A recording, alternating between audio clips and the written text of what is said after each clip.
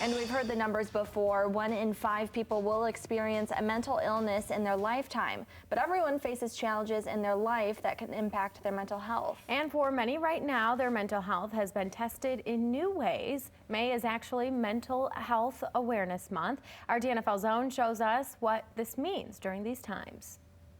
We all know for sure there is not a single person in the world whose mental health is not being affected right now. In some way, shape, or form, we're feeling the impact. But what does that mean? Well, your mental health is real basic, and it is how you're thinking, how you're acting, and how you're feeling. And so there are certain things in our lives that can affect this. So we're really pushing to notice if my mental health is being affected beyond just day to day. I can still get up and I can feel better and I can go to bed and I can sleep at night.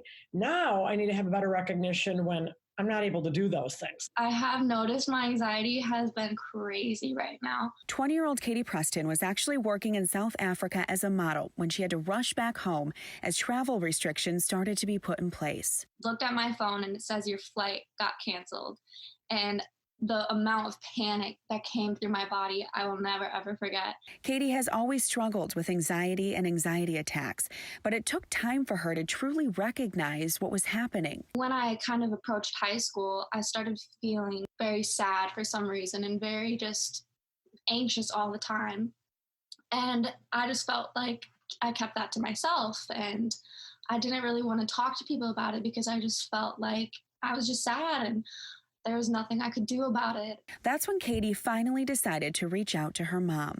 I told her I can't keep brushing this off as I'm just sad today. I'll be okay tomorrow. I can't keep doing this because I feel like that's not what it is. She was able to find a therapist and started her mental health journey. The first step is always the hardest. Once you admit that there's something going on, you can finally take those steps to prepare yourself with the tools that you need to handle those things properly and in a healthy way. A lot of times, though, folks can't seem to figure out what I can do to help myself either. So that's why we're all playing a big part in this. And we need to be paying attention to our friends, to our family members, to our peers and our coworkers to get them feeling like there's hope. So what can you do, especially right now in these times? Christy Bach with the Mental Health Foundation of West Michigan says to start, it can be simple. Similar to our physical health, things that I'm doing for that are also good for my mental health.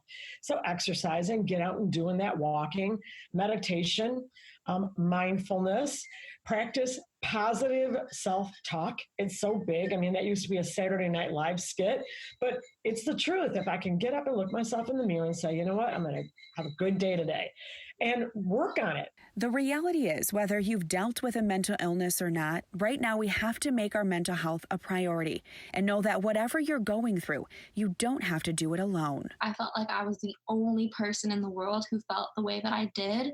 When the second I spoke up, I had so many people around me saying, oh, you feel like this? I feel just like you as well. That's crazy. And then the next thing I knew, I had a huge support system around me.